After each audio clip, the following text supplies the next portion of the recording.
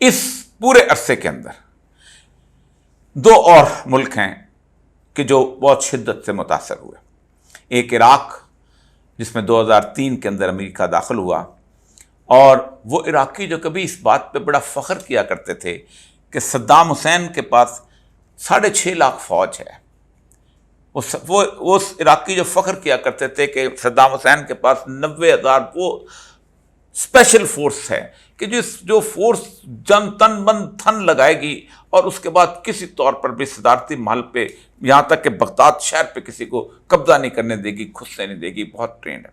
وہ عراق کے لوگ جو سمجھتے تھے کہ ہم وہ ملٹری مائٹ بن چکے ہوئے ہیں کہ جن کے پاس کسی ایک گولی کو بھی باہر سے منگانے کی ضرورت نہیں پڑتی، ہم میزائل تک اب خود بناتے ہیں، ہم بومبس خود بناتے ہیں، ہم ٹینکوں کے پرزے تک خود بناتے ہیں.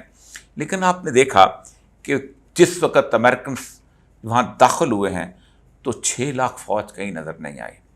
اور دنیا میں یہ نظریہ بھی غلط ثابت کر دیا گیا 2003 کے اندر کہ جس ملک کی فوج مضبوط ہوتی ہے اس ملک کا دفاع مضبوط ہوتا ہے.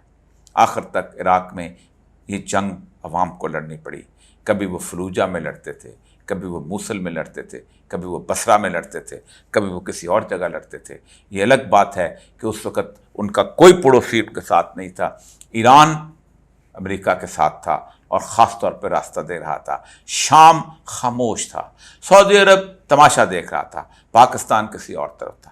اس کے بعد دوسرا بڑا ملک جو اہم ترین ملک تھا، جس کو سب سے پہلے جس پہ حملہ آور ہوئے، وہ افغانستان تھا. عراق جنگ ہار گیا. عراق 14 لاکھ لوگوں کی قربانی دینے کے بعد آج امریکہ کی کالونی بن گیا. لیکن اس کے مقابلے میں افغانستان تھا. افغانستان میں صرف 60,000 مجاہدین تھے. یہ 60,000 مجاہدین 48 ممالک کی افواج کے سامنے کھڑے ہوئے. عراق میں صرف 2 ممالک گئے تھے، ایک امریکہ اور دوسرا برطانیہ، کیونکہ یونائٹڈ نیشنز نے ان کو کسی قسم کی کوئی منظوری نہیں دی تھی کہ تم حملہ کرو. لیکن افغانستان پر اقوام متحدہ کی قرارداد کے تحت اجازت دی گئی کہ دنیا بھر کے غنڈوں جاؤ اس ملک پر حملہ آور ہو جاؤ. اب صورتحال یہ بنی کہ 2013 کے لگ بھگ امریکہ کو یہ یقین ہو گیا تھا کہ اب ہم یہ جنگ ہار چکے ہیں. اور امریکہ جو ہے اس کے اخبارات جو تھے وہ بتانے لگ گئے تھے کہ ہم مزید اگر یہاں رہے تو ہمارا اتنا بڑا نقصان ہو جائے گا. 22 امریکی سپاہی ہر روز خودکشی کرتے تھے. 22 امریکی سے CNN کی ہیڈ لائن بنی 2012 کے آس پاس. اس کے بعد تقریباً 3,60,000 2013 میں سپاہی ایسے تھے کہ جو واپس لوٹے تو پوسٹ ٹرامیٹک سٹریس سنڈروم کا شکار تھے. یعنی ٹراما جو ہوتا ہے اس کے بعد ایک پاگل پن کی جو کیفیت ہوتی ہے جس کے ساتھ آپ گھر میں نہیں رہ پاتے. بیویوں نے اپنے خامدوں کو گھر سے نکال دیا، ماں نے اپنے بیٹوں کو گھر سے نکال دیا، بیٹوں نے اپنے باپ اور اپنی ماں کو گھر سے نکال دیا. اور تقریباً $69 ارب جو تھا وہ سالانہ ان کو ہسپتالوں کا خرچہ پڑنے لگا. اور یوں 2013 میں طالبان کا قطر کا دفتر آیا، اور پھر اس کے بعد 2021 کے 15 اگست کو امریکہ دنیا کی سب سے بڑی ذلت آمیز شکست کھانے کے بعد یہاں سے رخصت ہو گیا. امریکہ کو رخصت ہوئے آج تقریباً 2 سال بلکہ 3 سال کا عرصہ ہونے والا ہے. اس 3 سالوں کے اندر دنیا کی سیاست اور بہت کچھ بدل چکی ہے. اس وقت دنیا ایک اور صورتحال کا شکار ہوئی ہے، اس لیے کہ سارے عرصے میں امریکہ کو فائدہ نہ ہوا. امریکہ کے $3 ٹریلین جو تھے یہاں خرچ ہو گئے. 3,000 ارب ڈالر جو تھے وہ یہاں تباہ و برباد ہو گئے. کوئی پوچھنے والا نہیں. اس سارے کا سارا امریکی عوام کو تھا. لیکن اس سارے پیسے سے امریکہ کے ملٹری انڈسٹریل کمپلیکس نے فائدہ اٹھایا. اور آپ حیران ہوں گے کہ امریکہ کا ملٹری انڈسٹریل کمپلیکس جو تھا وہ ان میں سے تقریباً 2 سے $2.25 ٹریلین جب انہوں نے کمایا.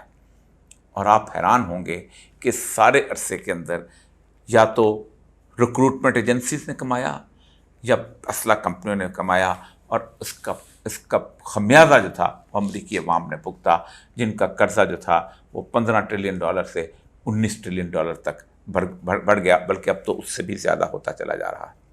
لیکن ابھی ہم نے سانس بھی نہیں لیا تھا کہ ایک اور جنگ جو ہے ہم پر مسلط کرتی گئی پوری دنیا پر، اور وہ جنگ تھی یوکرین کی جنگ. اس جنگ سے تقریباً सवा साल पहले दिसंबर 2019 को पेंटागन ने अपना कंटेनमेंट ऑफ चाइना का जो है वो एजेंडा दिया और उसने कहा कि चाइना जो है एक रिग्रेसिव फोर्स है, एक पीछे तरफ ले जाने वाली फोर्स है, इसका हमने मुकाबला करना है। और दूसरा उन्होंने ये कहा कि रूस जो है ये एक रिजुविनेटेड मलाइन एक्टर है, उसके तौर पे सामने आया है। अब हालात क्या हैं? मैं सिर्फ इस 2-3 साल के अरसे के अंदर जो दुनिया बदली है और जो इस वक्त पाकिस्तान की हालत है कि हम फिर दोबारा उसी तरह की जंग के सूरत हाल के अंदर शिकार होकर अपने आप के लिए फिर गड़ा खोद रहे हैं, उसकी तरफ आपको तरफ से तवज्जो दिलाना चाहता हूँ। देखिए, पूरी दुनिया में यूक्रेन की जंग के बारे में कहा जाता है कि 5 लाख लोग इसके मर चुके हैं इसके, और इस जंग के अंदर ये पोटेंशियल ऐसा है कि जंग बहुत ज़्यादा आगे बढ़ जाएगी। क्यों बढ़ जाएगी? क्योंकि अमेरिका इस जंग को आगे बढ़ाना चाहता है।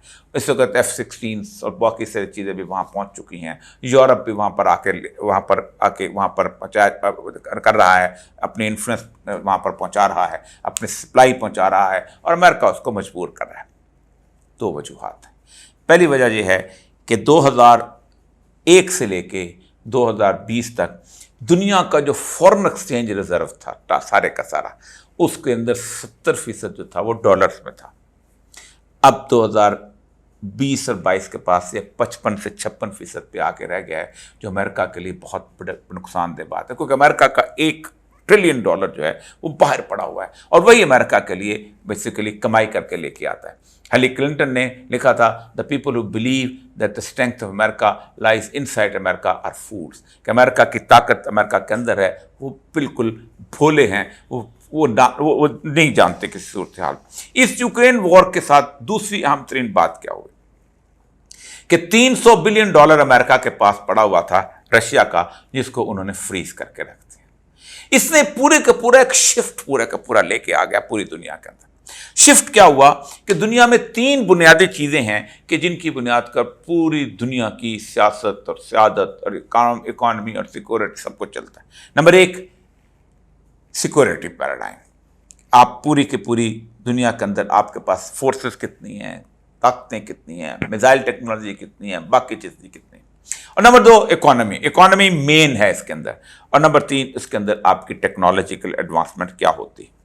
अब $300 बिलियन के फ्रीज होने के बाद क्या हुआ कि दुनिया में अब वो चीज जो कि डॉलर की थी कि अब डॉलर जो है इसके अंदर किसी किस्म की बचत करना जो है वो सेफ नहीं रह गया, इसने लोगों को थर्रा के रख दिया।